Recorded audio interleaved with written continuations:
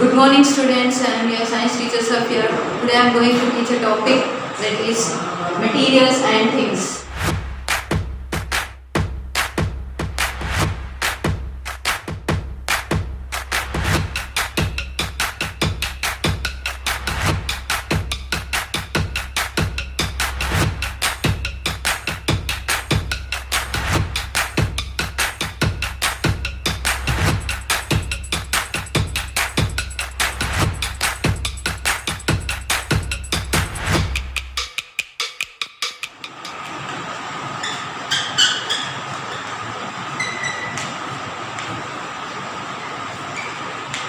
Materials and things. So in this chapter we are going to discuss about different properties of materials and as well as the objects.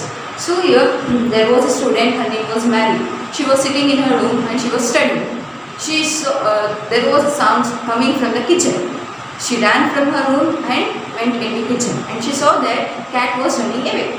What do you think? What could have happened in the kitchen?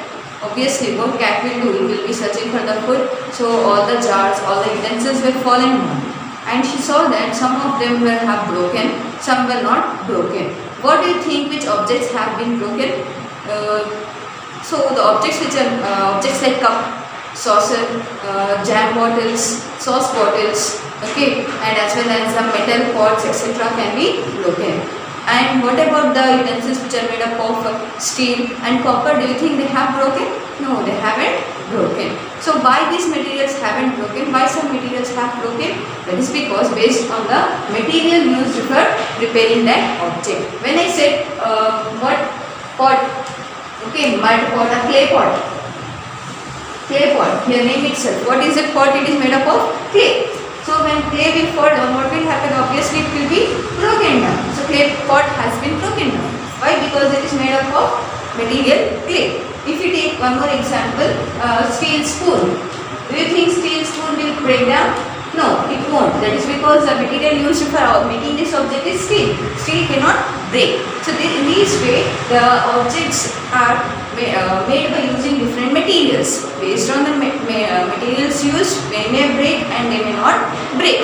Now let us find out about the objects which are made, objects are made by using different materials. Like examples I have taken two, that is clay pot. Clay pot is made up of clay and pots can be made by using clay or if not steel, that means metal. Steel spoon, here itself the material which is used here is what? Steel. In the same way, if you take example of door, how many materials are used for making a door? A wooden plank, okay, wood, rubber, okay, and as well as bolt and all, that we are using steel, that means metal. And let us one more example is knife.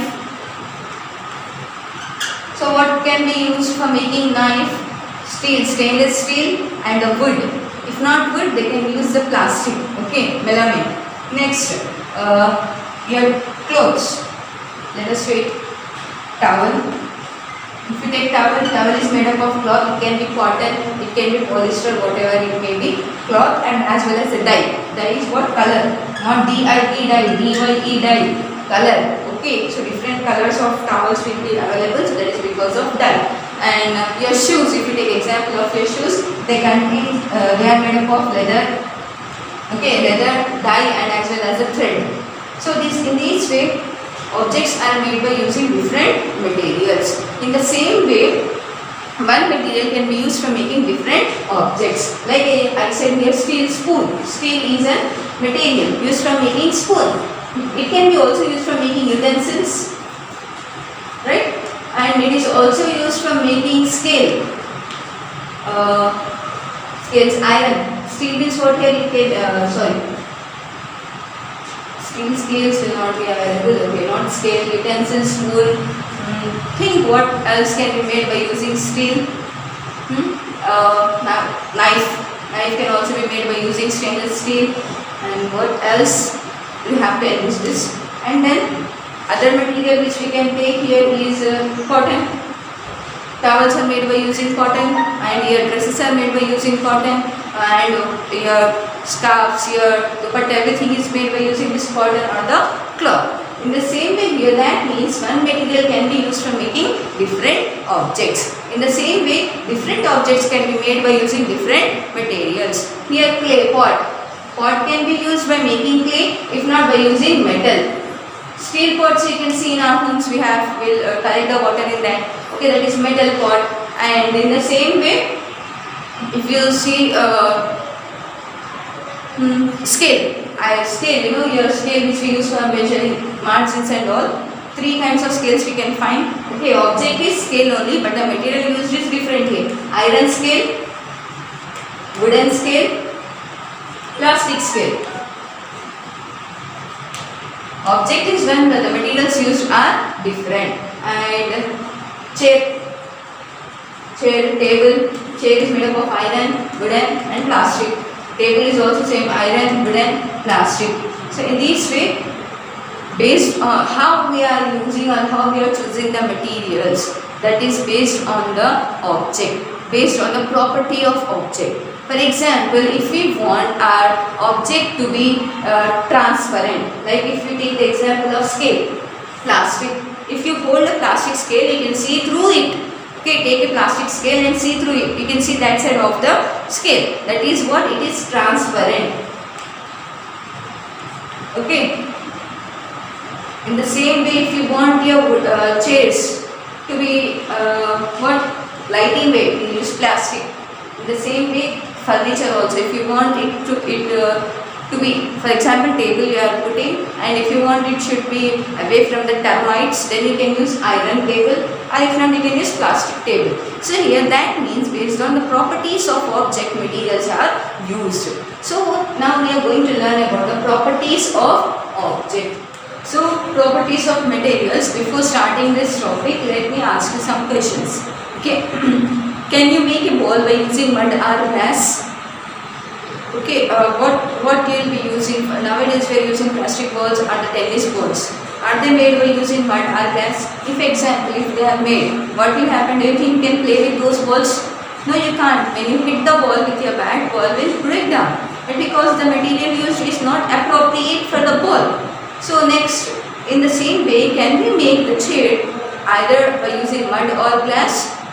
Obviously the answer is no, because same situation or same conditions apply here.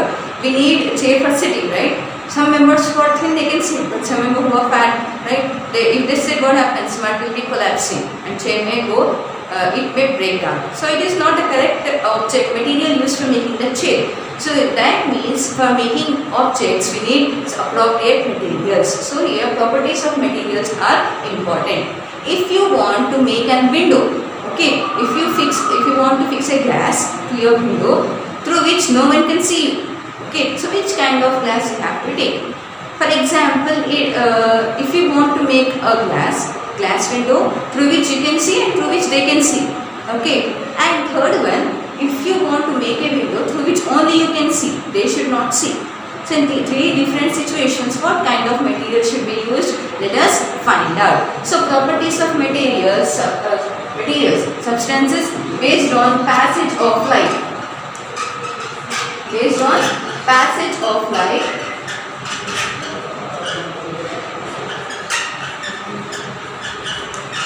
materials are divided into 3 types. Based on passage of light, materials are divided into 3 types. That is what? Transparent. Yeah, just I gave you the example of transparent. That is what here, plastic scale. That means plastic is a transparent. Next, so let us find out about transparent. So you have seen in the grocery shop, I can say in the sweet shop, small merchants, what they will do, they'll put candies, chocolates and all those eatables in the glass jars, right? They'll keep all the eatables in the glass jars. Why they put in the glass jars? Okay, you and me were also children, right? We were also kids. I mean, I was also a kid and you people are still kids. So when you see that, what you will feel? You want to buy those, right? That is what why that material is used. Shopkeeper want you people to see that and come towards it. That's why he used the glass jar. Glass is a transparent material. That means you can see through that glass jar what is present inside, right? And if you put your hand, you can see from your hand will be visible. That is because the material which is used for making glass jar is transparent. So what happens here? Light can pass through the objects. Those kind of objects are called as transparent objects. Okay, light can pass through it. So we can see the objects clearly. That type of objects are called as transparent objects. Examples I have given just now: plastic and as well as the glass. These are the examples of transparent substances or transparent objects. Next one is opaque. This is also based on the passage of light. These substances will not allow light to pass through it. These substances will not allow light to pass through it. Biggest example is you and me itself. For example, if there is sunlight, right? So what happens if it is falling that side? If you want to stop that, what you will do? You will go in between the sunlight and that ground. So what happens? Do you think sunlight will be passing through your body and falling there? No, it won't. That is because our body cannot pass the light through it. That is because we are opaque substances. Opaque substances cannot pass through the light. And examples of this are iron, wood, steel, cardboard, etc. are the examples of opaque substances. In transparent substances, light can pass through the substances. In opaque, light cannot pass through it. And the other one is translucent. Students, we are dividing this based on the passage of light. If light is passing through it, it is transparent. If it is not passing, it is opaque. And the third kind is little bit different. It is translucent. In this type, we can see that light will pass, but partially. Partial light can pass. Partial means half light. You see, now I took an example of window, right? If you want a window glass through which you can see and others can see, then you have to use transparent glass. If you want no one should see you, then you have to use a glass, window either of iron, wood or steel. If you want to see the other people, but other people should not see you, then you have to use material translucent. Only partial light can pass through it. Complete light cannot pass through it. So to understand this, I will take an example. See, take one paper. Now I have taken a paper. For example, I have this activity is very easy. You can do it at your home. Stand in front of the electric bulb and take this paper like this and try to see through this. Can you see the bulb through this sheet of paper? Can you see? No, you can't see because this paper is an opaque substance. Now I can convert this opaque substance into translucent.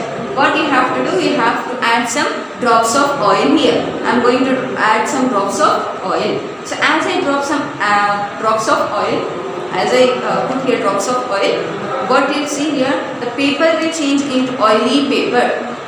This paper will change into oily paper, and as a result, now again I should try to see through the paper to the bulb. Now you will observe that you can see the bulb but not clearly. You can see the bulb but not clearly. That is what translucent materials or translucent substances. Usually translucent thing you will do when you are drawing something, you have to paste or you have to copy down from your drawing book or any diagram or any picture. What you do, you take white sheet and rub on your heads, right? Usually boys will do, they rub, right? So what happens, oil will be coming on that paper, and as a result then they will trace that. They will put that paper on that diagram. It can be of Doraemon, Pokemon, whatever it may be, and they'll start drawing that. Have you observed that? Many of you have done that. I too have done when I was a kid. Yes. So that is how we use translucent substances. So based on the passage of light, materials are divided into three types: transparent, opaque and translucent. If the light can pass through it properly, then it is called as transparent substances. If light cannot pass through it, then it is opaque. Light can pass through it but partially. We can say partial light can pass through the substances. Those substances are called as translucent substances. In this we can see the object clearly. We cannot see the object at all. We can see the object but not clearly. Like example, we can take electric bulb or any object. Take one glass jar, okay, and see the electric bulb. Keep like this and see. We can see, right? That means object can be seen clearly. Now take wooden plank. You have a plank, exam plank. Take that and put it like this and try to see the electric bulb. Through it. Can you see? No, you can't see. That means objects cannot be seen.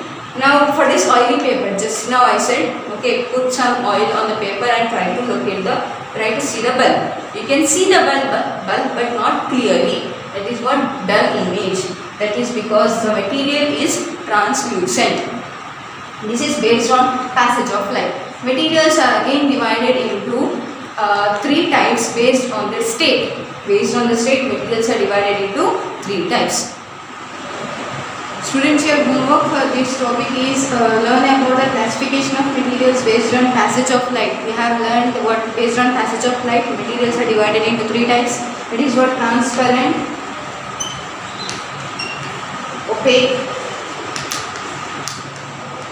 and translucent. So you have to learn about these 3. Already I mentioned here in your video that you have to learn, and I gave one activity of translucent using paper. Okay, write that activity one time in your home classroom. How you have to write the activity: aim, materials required, procedure and observation. Finally, you will observe that a dull image of the bulb can be seen through the oily paper. That is because oily paper is an example of translucent material.